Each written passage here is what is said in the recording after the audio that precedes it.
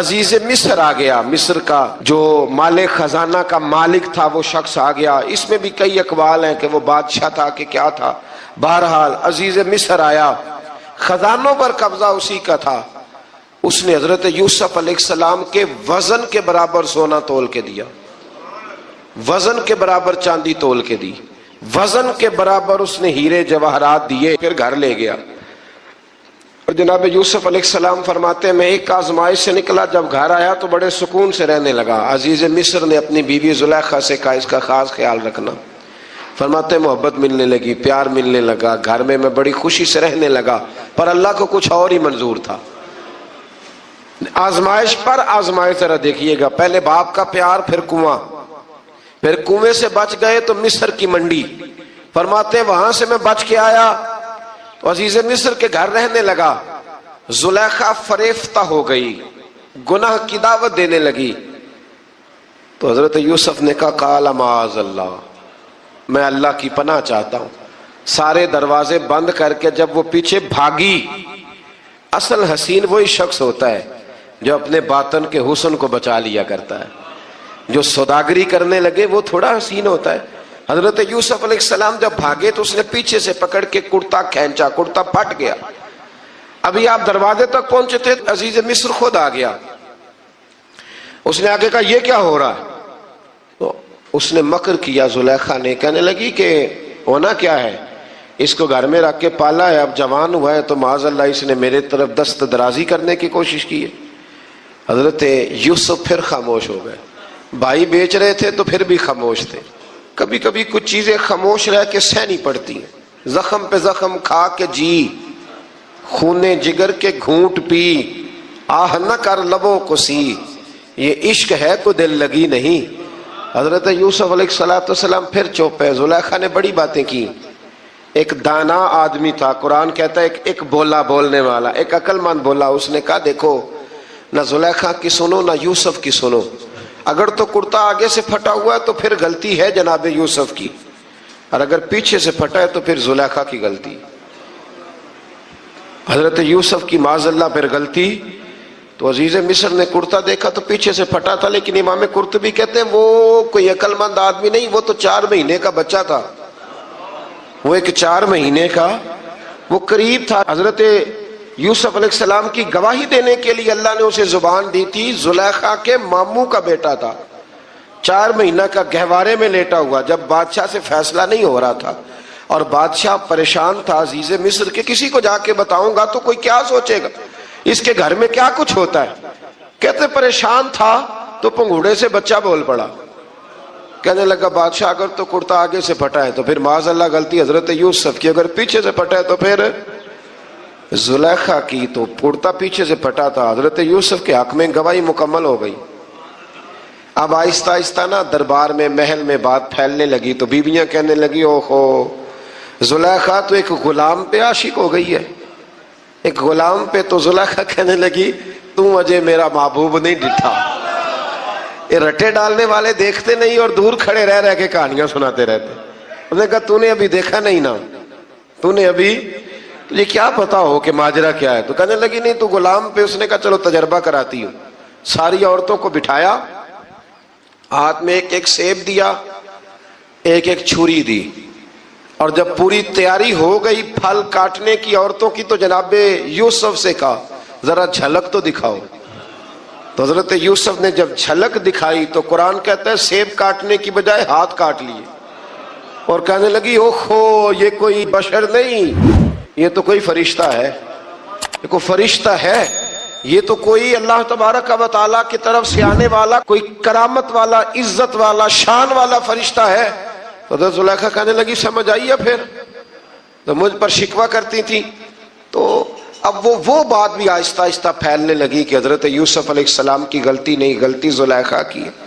اب بادشاہ نے زلیخا سے کہا کہ اگر تو میں تیری بات کروں تو تیرے ساتھ میری بدنامی کا بھی ڈر ہے، کیا کرے؟ طے یہ پایا کہ حضرت یوسف کو جیل میں ڈال دیا جائے۔ پہلے بھائیوں کے تھپڑ، پھر کنواں، پھر مصر کی منڈی، پھر زلیخا کا الزام، اور پھر باری آ گئی جیل جانے کی۔ تو حضرت یوسف علیہ السلام کو جیل میں، کچھ نے لکھا ہے 12 سال جیل میں رہے، جیل میں ڈال دیا۔ حضرت یوسف علیہ السلام جیل میں کیا کرتے؟ واعظ فرماتے، تبلیغ فرماتے، لوگوں کو اللہ کی توحید کی دعوت دیتے۔ وہاں جیل میں نا ایک شخص نے خواب دیکھا، اس نے دیکھا کہ میرے سر پہ نا پرندے کھا رہے۔ تو حضرت یوسف کہنے لگے اس کی تعبیر یہ ہے کہ تجھے قتل کیا جائے گا، اور تیری لاش کچھ دیر پڑی رہے گی تو پرندے تیرے سر پہ آ کے بیٹھیں گے، یہ تعبیر ہے۔ ایسا ہی ہوا، واقعی وہ شخص قتل ہو گیا۔ ایک شخص نے دیکھا کہ وہ شراب کشید کر رہا ہے، اس نے بھی تعبیر پوچھی تو آپ نے فرمایا تو اپنے بادشاہ کو پلائے گا۔ محسوس ہوتا ہے کہ اتنی دیر تک شراب ناجائز نہیں تھی، تو اس کو شراب پلائے گا، یہ اس کی تعبیر ہے۔ وقت گزرتا گیا، وقت جو ہوتا ہے نا، وقت یہ خود بخود لوگوں کی بے گناہی ثابت کر دیتا ہے۔ ایک وقت میں نا پراپوگنڈا ہوتا ہے تو ہر آدمی پراپوگنڈے کا شکار ہوتا ہے، پھر جب وقت گزرتا جاتا ہے تو خود بخود وقت کا گزرنا کچھ چیزوں کا خود بخود حل بن جاتا ہے۔ حضرت یوسف علی نبینا علیہ السلام کو جب 12 سال بیت گئے تو بادشاہ نے، عزیز مصر نے خواب دیکھا۔ اس نے خواب دیکھا کہ 7 موٹی تازی گائیں دبلی پتلی گائیں کو کھا گئی، اور 7 خشک بالیاں ہیں اور 7 سرسبز و شاداب بالیاں ہیں۔ اپنے وزیر سے کہنے لگا کوئی تعبیر والا بندہ ملے۔ اس نے کہا کہ ایک بندہ ہے جس کی تعبیریں بڑی سچی ہیں۔ کہا وہ کون؟ کہنے لگے جناب یوسف۔ تو قید خانے میں پیغام بھیجا حضرت یوسف کو کہ خواب کی تعبیر بتائیں، تو جناب یوسف نے یہ نہیں کہا پہلے مجھے باہر نکالو، یہ نہیں فرمایا۔ فرمایا تعبیر یہ ہے، یہ جو 7 خشک بالیاں دیکھی ہیں نا، اس کا مطلب ہے کہ 7 سال تنگ دستی رہے گی، اور 7 سرسبز بالیاں دیکھی ہیں تو پھر 7 سال اللہ خوشحالی دے دے گا۔ اور فرمایا یہ جو تم نے گائیں دیکھی ہیں موٹی تازی وہ کھا گئی، فرمایا اس کی تعبیر یہ ہے کہ کوشش کرنا جو تمہارے پاس دن یہ چل رہے ہیں جن میں سرسبز و شاداب ہے کھیتیاں، تو 7 سالوں کے لیے اناج جمع کر لینا، بالیوں کے اندر ہی رہنے دینا، باہر نہ نکالنا، اور پھر اگلے جو خشک سال ہوں گے نا، وہ یہ جو جمع پونجی کی ہوگی نا، اس کی برکت سے وہ 7 سال آسانی سے۔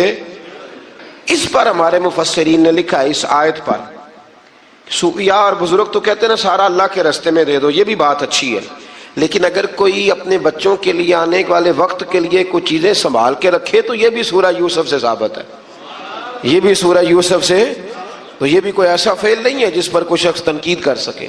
عام دام برسر مطلب حضرت یوسف نے جب تعبیر بتائی تو بادشاہ کہنے لگا کہ انہیں باہر نکالو۔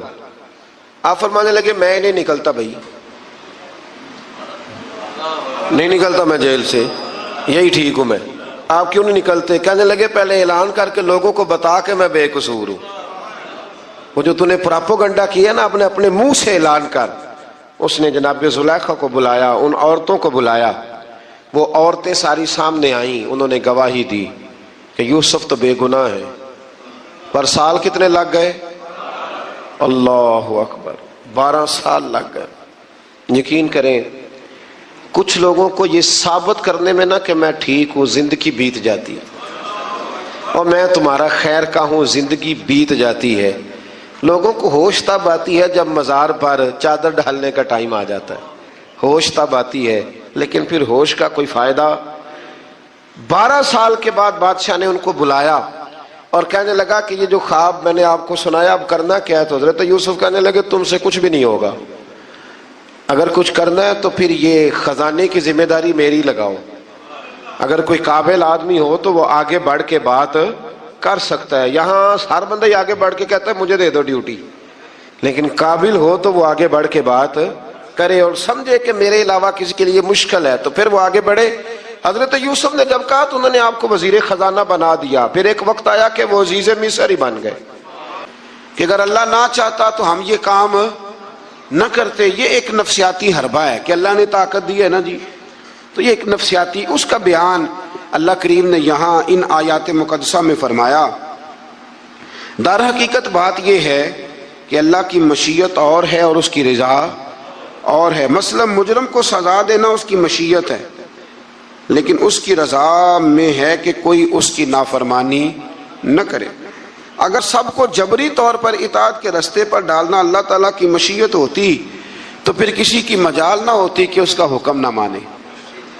لیکن نا مشیت اور ہوتی ہے، رضا اور ہوتی ہے. اللہ کی یہ رضا نہیں کہ اس کے بندے دوزخ میں جائیں، لیکن اس نے قانون بنایا ہے کہ اگر تم نافرمانی کرو گے تو دوزخ میں.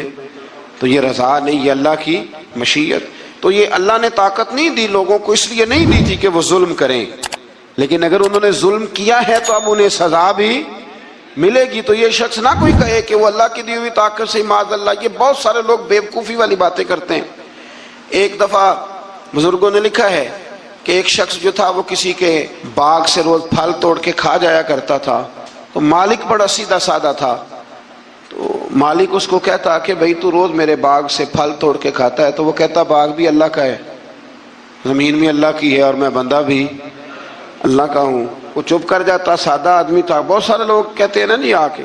ایک صاحب مجھے کہنے لگے جی کل میرے ساتھ بڑا عجیب معاملہ ہوا. ایک بندے نے مجھے کہا تجھے قسم ہو اللہ کی جو جیب میں ہے سارا کچھ دے دے.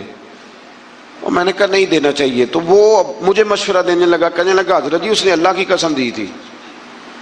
تو میں نے کہا مکان کتنے مرلے کا تیرا؟ کہنے لگا ہے 10 مرلے کا.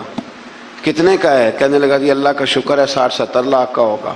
میں نے کہا ایک بندہ بلاؤں تجھے قسم دے تو اس کے نام رجسٹری کر دینا. کہنے لگے نہیں یہ نہیں ہو سکتا. تو میں نے کہا یہ کیسی کچی بات ہے کہ 500-700 کے لیے تجھے یاد ہے کہ یہ جائز ہے. لیکن وہ میرے دادا جی ایک بات کہا کرتے تھے، وہ دیہاتی لوگ ہوتے تھے تو دیہات کی مثالیں کئی دفعہ بڑی یاد رہ جاتی تھی. وہ کہا کرتے تھے کہ دودھ میں اور لسی میں مکھی گر جائے تو عورتیں اسے پھینک دیتی ہیں، لیکن اگر مکھن میں گر جائے نا تو پھر اس کو پھینکتی نہیں بلکہ مکھی نکال لیتی، کیونکہ گھی مہنگا ہوتا ہے نا تو لسی سستی ہوتی ہے. تو آپ چیزوں کو سمجھیں کہ ہمارا رویہ بڑا عجیب ہے معاملات کو سمجھنے کے حوالے سے. وہ بندہ بھی کہتا کہ جناب یہ پھل بھی اللہ کے تو باغ بھی اللہ کا تو میں بندہ بھی اللہ کا. بھولا آدمی تھا بیچارہ چپ کر جاتا، کہتا تو ٹھیک ہے نا کی پنجابی چاکی داسی لبی شے خدا دی نہ تیلے دی، ختم ہو گئی بات. حالانکہ وہ کسی کی ہوتی ہے، تیلے پا دی کیوں نہیں ہوتی جی، وہ کسی دی حیثیت تانڈی کی ہے نا. لیکن بس ہمارا ذوق بن جاتا ہے کہ قابو آ گئی ہے تو قابو کرو معاذ اللہ. تو وہ بیچارہ بڑا پریشان تھا. تو ایک دن اس نے نا اپنے ایک شہر کے عالم سے بات کی. اس نے کہا کہ جناب وہ میرے ساتھ تو بڑی مصیبت بن گئی ہے، وہ روز پھل توڑ کے لے جاتا ہے اور کہتا ہے زمین بھی اللہ کی باغ بھی اللہ کا، کھانے والا بندہ بھی اللہ کا. تو عالم کہنے لگے میں بھی تمہیں نسخہ دیتا ہوں، کل اس پہ استعمال کرنا. میں کہا ٹھیک ہے جی. وہ وقت پہ آ گیا باغ کا مالک. تو جب وہ آیا نا پھل توڑنے، اس نے پھل بڑے سیر ہو کے کھائے. اس نے کھانے کا موقع دیا. جب وہ فارغ ہو گیا اس نے اس کو رسی کے ساتھ درخت کے ساتھ باندھ لیا اور ڈنڈا پکڑ لیا. اور جب مارنے لگا تو کہنے لگا یہ کیا؟ کہنے لگا یہ چھڑی کی توفیق بھی اللہ کی، رسا بھی اللہ کا، باندھنے والا بندہ بھی اللہ کا. اب تجھے جو پھینٹی لگے گی وہ بھی اللہ کی دی ہوئی طاقت سے لگے گی معاذ اللہ. اب تو کھا. وہ کہنے لگا معاف کر دو، آج کے بعد یہ کام نہیں کروں گا. تو کہتے ہیں جی مشیت ہے جی اللہ کی، اللہ نہ کرتا معاذ اللہ تو ہم. تو یہ ایک نفسیاتی جھوٹ ہے، اس کو آپ سمجھ لیں، آپ اس پر غور فرمائیں. تو یہاں بہت سارے لوگ یہ ظلم کرتے ہیں اور دین کی حدوں کو پامال کرتے ہیں. اللہ تعالی ہمیں سمجھنے کی توفیق عطا فرمائے. آیت نمبر 152 سے لے کر 161 تک میں اللہ تعالیٰ نے فرمایا غالباً 9 باتوں کا حکم دیا ہے. سب سے پہلے ارشاد فرمایا کہ اللہ کے ساتھ کسی کو شریک نہ ٹھہرانا. دوسرے نمبر پہ فرمایا والدین کے ساتھ اچھا سلوک کرنا. تیسرے نمبر پہ فرمایا تنگ دستی کے خوف سے اولاد کو قتل نہ کرنا. اب تو بڑے بڑے لوگ عالم فاضل ہو کے کہتے ہیں بچے تھوڑے پیدا کرو، حالانکہ میرے نبی کریم علیہ السلام نے فرمایا اس عورت سے نکاح کرنا جو محبت زیادہ کرنے والی ہو اور بچے زیادہ پیدا کرنے والی ہو. تو یہاں معیار کیا ہے؟ تنگ دستی کے خوف سے اولاد کو قتل نہ کرو. اور فرمایا ظاہری اور چھپی ہوئی ہر قسم کی فحاشی سے بچو. اور نمبر 5 پہ فرمایا قتل ناحق نہ کرو. نمبر 6 پہ فرمایا یتیم کا مال ناجائز طریقے سے نہ کھاؤ. اور نمبر 7 فرمایا لین دین میں ناپ تول پورا کرو. 8 پہ فرمایا بلا تمیز سب کے ساتھ انصاف کرو. اور نمبر 9 میں ارشاد فرمایا کہ اللہ کے ساتھ کیے ہوئے وعدے کی پاسداری بھی کرو. تو اللہ تبارک و تعالیٰ نے ان 9 چیزوں کو بیان کیا اور سمجھ لیں یہ خلاصہ بیان کیا میرے رب کریم نے. یہ پورے دین کا خلاصہ ہے. اور یہ ساری چیزیں بیان کرنے کے بعد ارشاد فرمایا کہ یہی سیدھا راستہ ہے، گروہ بندی چھوڑ کر اسی راستے کی پیروی کرو اور کتاب الہی کے احکام کو ملحوظ خاطر رکھو. اور جو لوگ ایمان لانے کے لیے نشانیاں طلب کرتے ہیں، ان کے پاس فرشتے آئیں یا اللہ تعالیٰ خود آئے یا اس کی کوئی نشانی آئے. قرآن نے بتایا کہ جس دن عالم غیب کی نشانیاں آئیں گی تو پھر ان منکرین کے لیے ایمان لانا بھی نفع بخش نہ ہوگا. جو دیکھ کر کلمہ پڑھے گا فرعون کی طرح، اس کا کلمہ پھر قابل قبول نہیں ہوگا. یہ تو قابل قبول تب ہی ہے کہ یؤمنون بالغیب، کہ تو بغیر دیکھے ایمان لے آ. اور یہ بھی فرمایا کہ اے رسول، جنہوں نے دین کو گروہوں میں بانٹ دیا ہے آپ کا ان سے کوئی تعلق نہیں ہے. جنہوں نے بانٹ دیا اللہ تبارک و تعالیٰ کے دین کو، یہودیوں نے عیسائیوں نے تقسیم کر دیا. آیت کے اندر اللہ تبارک و تعالیٰ نے حقیقت ایمان، روح ایمان اور مسلمانوں کے مقصد حیات کو بیان فرمایا. یہ آیت پورے دین کا لب لباب ہے. نماز، روزہ، حج، زکوٰۃ، وضو، غسل، صدقات، خیرات، عبادات، ان سب کا نچوڑ ہے. فرمایا کل، اے محبوب فرما دے. جو بڑی پیاری باتیں تھیں وہ اللہ نے محبوب سے کل کہہ کے سنی ہے. کہا محبوب ذرا کہو کیا، ان صلاتی و نسکی و محیای و مماتی للہ رب العالمین. فرمایا محبوب فرما دیجئے کہ بے شک میری نماز، میری قربانیاں، میرا دنیا میں ظاہری طور پہ رہنا یا میرا پردہ کر جانا سب اس رب کے لیے ہے جو تمام جہانوں کے پالنے والا ہے. یہ لب لباب ہے. حضرت مجدد الفسانی رحمۃ اللہ علیہ فرمایا کرتے تھے تین چیزوں کا نام دین ہے: علم، علم پر عمل اور عمل میں اخلاص. ریاکاری نہ ہو. فرمایا تین کام کر لے تیرا دین مکمل ہو جائے گا. ختم ہو گئی بات. آگے پھر سورہ آراف شروع ہوتی ہے. آراف کے معنی بلندی کے ہیں. اس کا معنی جاننا اور پہچاننا بھی ہے. اصحاب آراف کے بارے میں ایک قول تو یہ ہے کہ ان کی نیکیاں اور گناہ برابر ہوں گے، ان کا مقام جنت اور دوزخ کے درمیان ہوگا. یہاں یہ وہ لوگ ہیں جو اہل جنت اور اہل جہنم کو پہچاننے والے ہوں گے.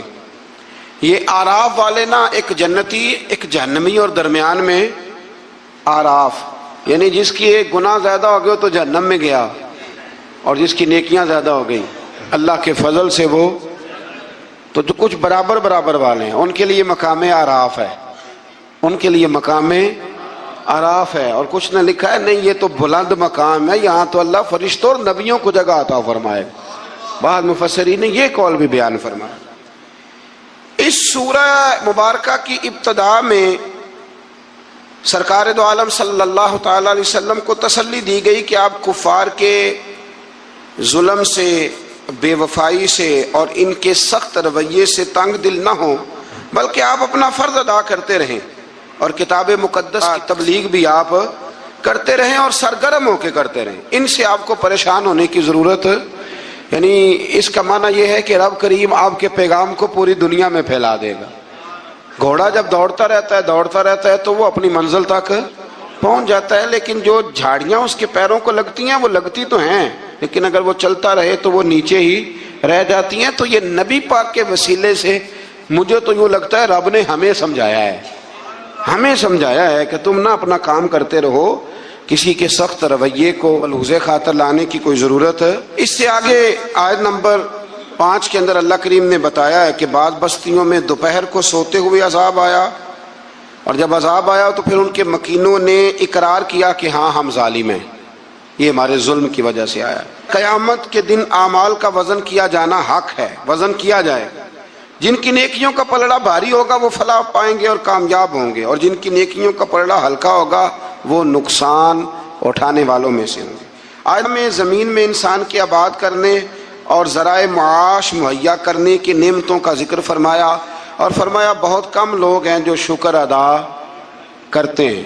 میدان بدر کے اندر اللہ تبارک و تعالی نے مدد فرمائی، نصرت فرمائی مسلمانوں کی، اور ایسی کامیابی دی کہ پورا کفر جو اس وقت موجود تھا وہ کانپنے لگا کہ مسلمانوں کے پاس اتنی قوت کہاں سے آ گئی، اتنی طاقت کہ یہ کس طرح مالک ہوئے.